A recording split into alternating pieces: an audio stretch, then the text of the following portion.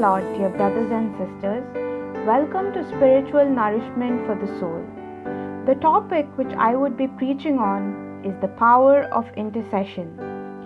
Philippians 1:19 tells us, "For I know that this will turn out for my deliverance through your prayers and the provision of the Spirit of Jesus Christ." Among some of the hard things we face in life is watch people we love go through difficult times and be unable to change their situation, or be unable to change our own situation. Feeling powerless as we or those we love go through hard times, we can quickly become frustrated, scared, and sad. We know that Paul had a strong relationship with the Philippians, and we know that the Philippians loved Paul dearly. In the season that Paul is writing this letter to them, he was in the Roman prison.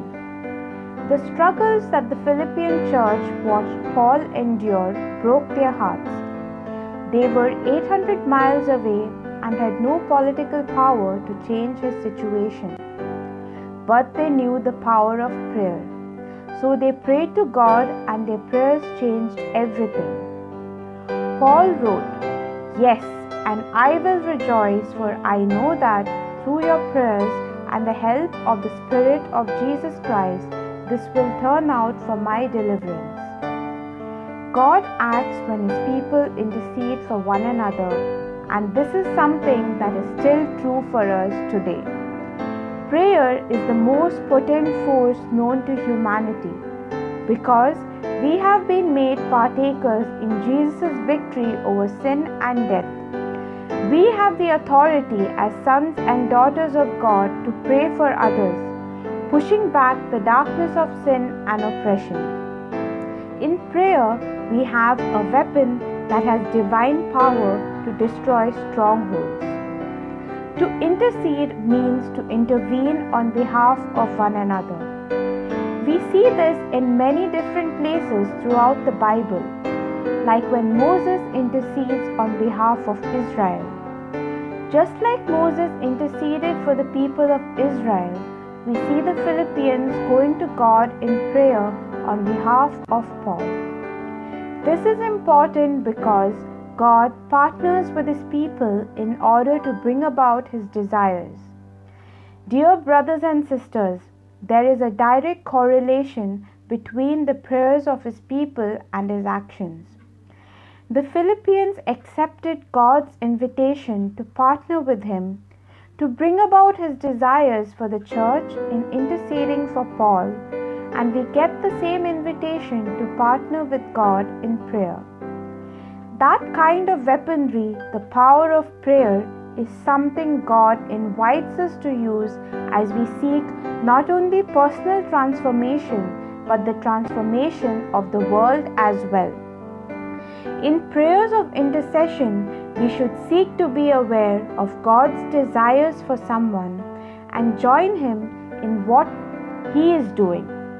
It does not mean manipulating God to do our will, but rather becoming aware of God's desires for someone and joining Him in that. Those who take up the call to intercession come to learn in a deeper way that the sufferings of the present time cannot be compared to the joy that will come as God's purposes unfold. They learn to trust in the Lord because they have experienced in prayer how infinitely compassionate God is. Intercessors participate in God's magnificent plan to raise humanity to share in divine life. In difficult situations, it is so easy to become discouraged and frustrated. But we need to remember that God is good and desires good for His children. Psalms 100 verse 5 truly tells us, "For the Lord is good, His steadfast love endures forever, and His faithfulness to all generations." The Lord tells us in His word that when we don't pray for the right things or don't know what to pray at all, the Holy Spirit intercedes for us according to His will. The letter of James tells us that the prayer of a righteous man has great power in its effects, and there is no more righteous than Jesus, the most powerful intercessor who ever walked the earth. The letter to the Hebrews tells us that because Jesus' priesthood is eternal, He is able for all time to save those who draw near to God through Him, since He always lives to make intercession for them. Right now, Jesus is in heaven interceding for you, even as He intercedes for the entire world.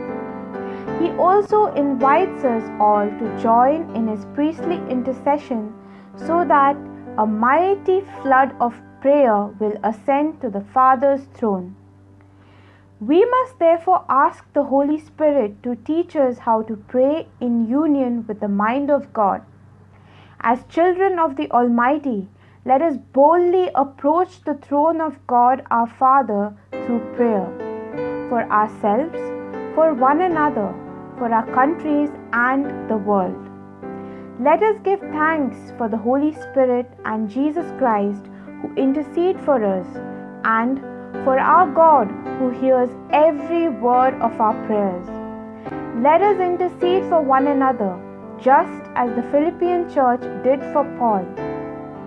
Finally, my dear brothers and sisters, as I conclude today's session, I would like to invite all of you to meditate on Romans chapter 8, verses 26 to 27. Likewise, the Spirit helps us in our weakness, for we do not know how to pray as we ought, but the Spirit Himself intercedes for us with sighs too deep for words.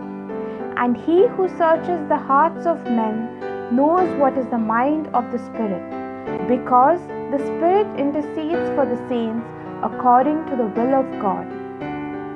Brothers and sisters, we have got the weapons of the Holy Spirit and the powerful name of Jesus. We have got the weapons of the Word of God and intercessory prayer. The church needs to come to a full revelation of the power we have in the powerful name of Jesus. We can take back all that the devil stole and one day declare final victory with Jesus over the devil. May Jesus Christ be praised at all times. Have a blessed day in Jesus' name. This is Pearl Rodriguez from Kadosh Marian Ministry. God bless you all.